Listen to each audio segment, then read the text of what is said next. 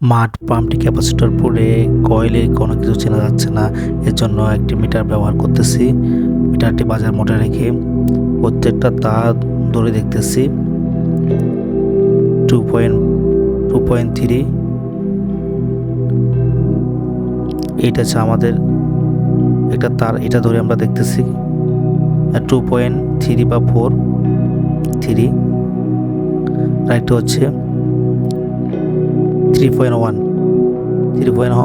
এখন দেখতেছি 5.1। এটা হচ্ছে দুইটা হচ্ছে স্টার্টিং রানিং, যেটা সবচেয়ে কম এটা হচ্ছে রানিং, এটা হচ্ছে রানিং, আর এটা হচ্ছে স্টার্টিং। যেটা সবচেয়ে বেশি এটা হচ্ছে স্টার্টিং, এটা হচ্ছে স্টার্টিং। তো আমরা স্টার্টিং রানিং আমি দেখাই দিলাম মার্ক করে দেখাই দিলাম স্টার্টিং রানিং। হ্যাঁ, রানিংটা হচ্ছে লালটা দিয়েছে রানিং। তো আমি মোটরটাকে ক্যাপাসিটরের মাধ্যমে দিয়ে দেখাবো আপনাদেরকে। এটি হচ্ছে গাজী মাঠ পাম্প। এই মাঠ পাম্পটা আসলে ক্যাপাসিটর এমনভাবে পড়ছে, তা আপনারা দেখছেন।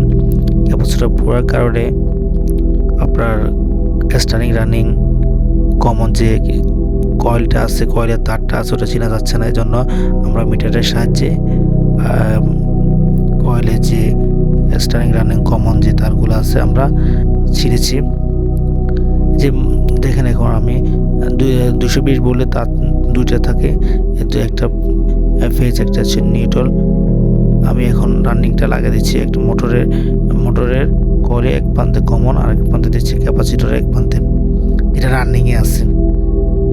তো দেখতে পাচ্ছেন, এভাবে আপনারা বের করে 220 ভোল্টের মোটর, এসি যত কয়েল আছে সব কয়েল চেক করতে পারবেন। একই নিয়মে সবগুলো চেক করতে পারবেন। তো দেখতে পাচ্ছেন আমি চালু দিয়েছি, দেখতে পাচ্ছেন আমি মিটারটা সেট করে নিয়েছি অ্যাম্পিয়ারের, এসি অ্যাম্পিয়ারে সেট করে নিয়েছি। তো সাবধানতার সহিত দেখবেন দুইটা তার 220 বলে যে দুইটা তার আছে, ওই তারটা সম্পূর্ণভাবে আলাদা করে রাখতে ট্যাপ লাগিয়ে নিলে ভালো হতো, কিন্তু আলাদা করে রাখবেন। তো এখন আমি লাইন দিচ্ছি, আপনারা লক্ষ্য করেন এটা অ্যাম্পিয়ার নিচ্ছে কত। দেখতে পাচ্ছেন মোটরটি চালু হয়ে গেছে।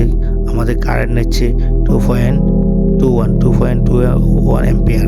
এসি, ফ্রিজ, মোটর, ফ্যান সবগুলো কয়েলে এভাবে আপনি চেক করতে পারবেন মিটারের মাধ্যমে।